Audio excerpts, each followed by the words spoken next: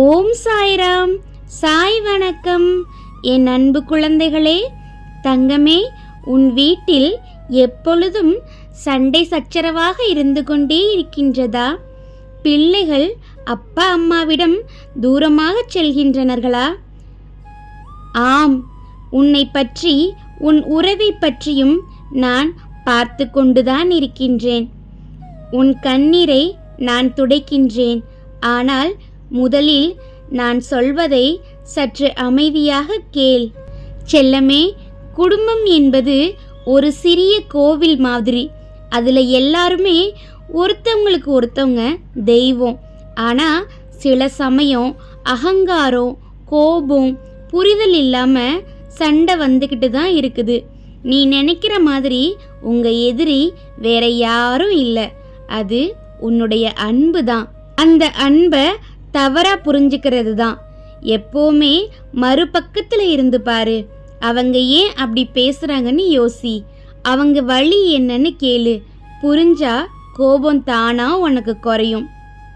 பொறுமை, நான் உன்னோட இருக்கேன். ஆனால் உடனடியாக எல்லாத்தையும் மாற்ற மாட்டேன். ஏன்னா சில வழிகள் உன்னை நிச்சயம் வலுப்படுத்தும். அதுக்கு தான் அந்த வழிகள் உனக்கு வருது.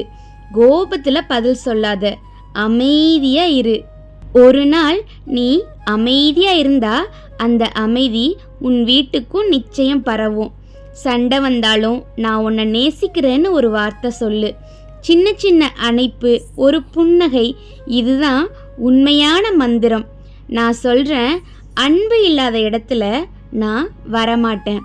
அன்பு கொடு, நான் அன்பை திருப்பி தருவேன். எல்லா பிரச்சனைகளையும் என் காலடியில் வை. பாபா இது உன் கையிலன்னு சொல்லு. நான் உன் குடும்பத்தை ஒரு சங்கிலியாக இணைப்பேன். நீ கவலைப்படாத. இப்போ என்னோடு சேர்ந்து ஒரு சின்ன பிரார்த்தனை சொல்லு. ஓம் சாய்ராம்.